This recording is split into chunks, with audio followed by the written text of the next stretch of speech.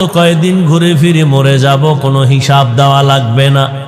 হাসরের ময়দানে আসামির কাঠগড়ায় দাঁড়াইয়া জবাব দিতে হবে, বান্দা আল্লাহর দেয়া নিয়ামতের হাতটা কোন কাজে ব্যবহার করেছো?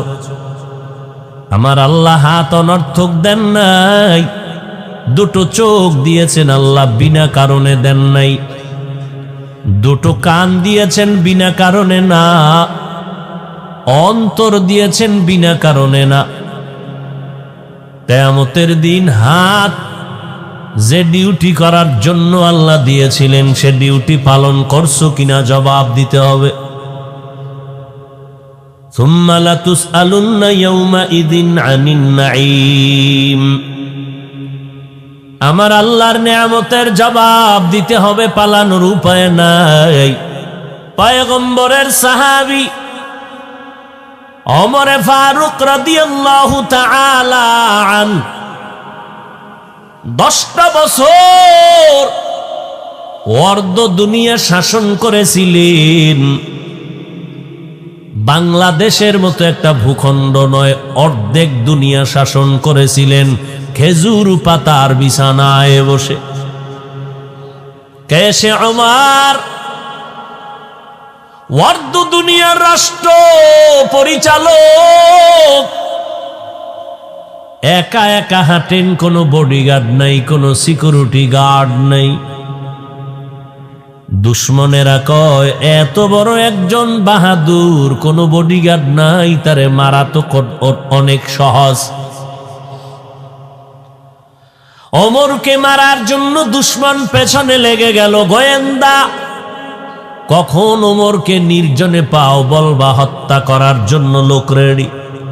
হঠাৎ আওয়াজ আসলো, চেটিয়াল ময়দানে ওমর আরামে ঘুমায়, একা একা কেউ নাই। এবার জল্লাদ তরবারি নিয়ে আগায় ওমরের মারার জন্য। আল্লাহ বলেন আমি আল্লাহ যা চাই তাই হবে, বান্দা চাইলে কিছুই হবে না। আল্লাহ চাইলে সব সম্ভব, আমার আল্লাহ যদি না চায় বান্দা চাইলেও কোনো লাভ হবে না। বান্দা চেয়েছে ইব্রাহিম নামের বান্দা দুনিয়াতে আসবে না, আল্লাহ চাইছেন আসবেই। নমরুদের মতো বেঈমান ফিরায় রাখতে পারে নাই। ফেরাউন নামের বান্দা চাইলো মূসা নামের বান্দা আসবে না, আল্লাহ চাইলেন তোর নাকের ডগায় আসবে, তোর ঘরে লালন পালন করাইয়া তোর টাকা দিয়ে আমি বড় বানাবো। ওই মূসার হাতের চর তোর গালের মধ্যে লাগাইয়া তোরে টেস্ট করাবো।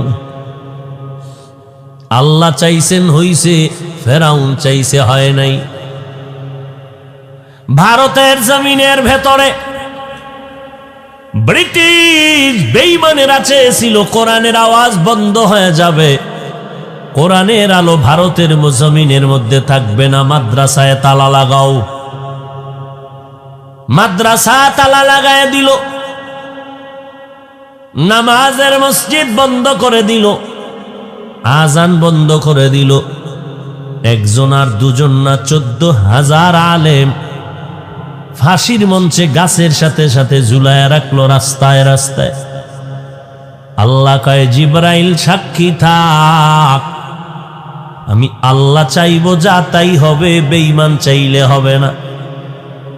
ব্রিটিশ বেঈমানেরা চায় ভারতের জমিনে কোরআনের আওয়াজ চলবে না, আর আমি আল্লাহ চাই সারা দুনিয়ার ভেতরে কোরআনের যত আলো জ্বলবে, ওই সারা দুনিয়ার কোরআনের আলো জ্বালানোর পাওয়ার হাউস হবে দেওবন্দ ভারতের জমিন। জমিনের এমন একটা জায়গা নাই যেখানে দেওবন্দের বাতি জ্বলে না। তাবলিগ চলে দেওবন্দের বাতি, পীর মুরিদির লাইনে মেহনত চলে দেওবন্দেরই আলো, বয়ানের ময়দানে বক্তা চিৎকার দেয় দেওবন্দের আলো, নাস্তিক বেঈমানের বিরুদ্ধে ময়দানে আন্দোলন যারা করে তাও দেওবন্দেরই আলো। এই দেওবন্দের আলো নিভাইয়া দেওয়ার জন্য একদল ইসলামের ব্যানারওয়ালারা পাগল হয়ে গেছে, দেওবন্দের আলো যদি জ্বলে আমগো ধান্দাবাজি চলবে না। ইসলামের ব্যানার লাগাইয়া আমরা যে ধান্দা করতে চাই তা চলবে না। এই জন্য ইসলামের ব্যানারওয়ালা বাতিলেরা, ধান্দাবাজেরা দেওবন্দীদের পছন্দ করে না। কারণ দেখে দেওবন্দীদের মধ্যে সব আছে, জিহাদ আছে, দাওয়াত আছে, তালিম আছে, তাবলীগ আছে, সব আছে। আমি তো বলি 10টা বছর ও বাঙালি জাতি অপেক্ষায় থাকো, 10 বছর ইনশাআল্লাহ। আমার মনে হয় সেদিন বেশি দূরে না। 10 বছর গুনে গুনে রাখ, বাংলাদেশের প্রত্যেকটা গ্রামে গ্রামে এক একটা কওমি মাদ্রাসা হবে। কেন হবে? ধান্দাবাজদের বিরোধিতার কারণে হবে। আল্লাহর নবী বললেন, আপনি আপনার অঙ্গ প্রত্যঙ্গের দায়িত্বশীল, আল্লাহর আদালতে জবাব দিতে হবে। চোখ দুইটা কোন কাজে ব্যবহার করেছো জবাব দাও। আযাবের ভয়ে যদি মিথ্যার আশ্রয় নেও, আল্লাহ সাথে সাথে জিহ্বা বন্ধ করে বলবেন, হাত কথা বলো। اليوم نختم على أفواههم وتكلمنا أيديهم وتشهد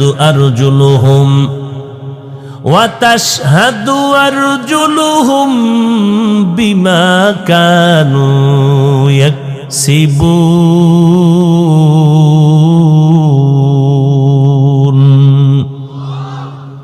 দস্তগোয়াদ মঞ্চুনি দুজুদি দাম লব্বগো